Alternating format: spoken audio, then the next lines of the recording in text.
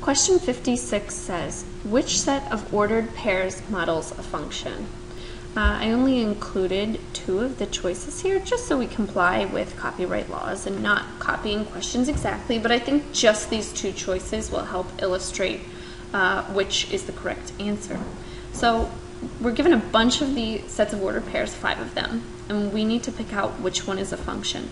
So that just means if this were modeled on a graph, if we did a vertical line test, it would mean that vertical line would only pass through the function 1 time. So we can't have repeating x values there. So if, say you had this wouldn't be a function, say you had a graph that looked like this, it wouldn't pass the vertical line test because there are these 2 spots here where it's passing through the vertical line. So this looks like maybe x equals 4. We'd have this point up here would be 4 positive 3, and this one down here would be 4 negative 3. Can't be a function. Has the same x value for multiple y values. Can't happen. So let's go over here to see if these sets of ordered pairs models a function. So what we're looking for is, we're just going to right now look at the x values.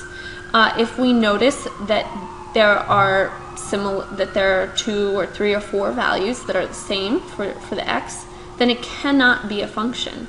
So let's take this first example. We're only looking at the x values because the y's don't matter as much, because you could have a line that has all the same y values and it would still be a function. It would have a slope of 0, it would be a completely horizontal line, but it would still be a function. It passes the vertical line test. So let's look here. We have negative 8 and 0. So let's put a little mark, but we have an 8. Oh, another negative 8. That tells me this cannot be a function. We don't have to look any further in this choice. This choice cannot model a function because it has repeating input values, repeating x values. It's not going to pass the vertical line test.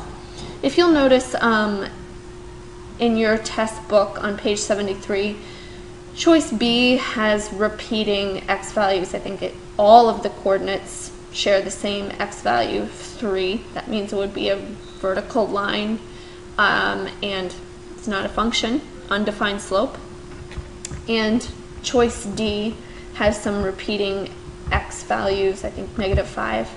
And then we have this last choice here. So let's go through and just make sure that it doesn't have any repeating x values. So we see negative 8, negative 7, we're still good, negative 6, we're good, negative 5, we're good, and negative 3, we're fine. Hey, that means that this choice must model a function.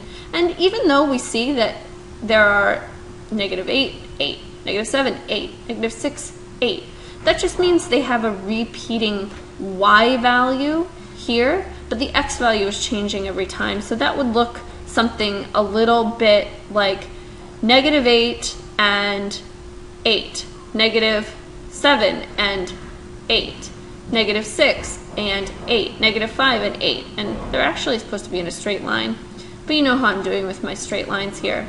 And that's fine, as long as the line doesn't look up and down like this. So here's your choice, and that's how easy it is to solve this problem.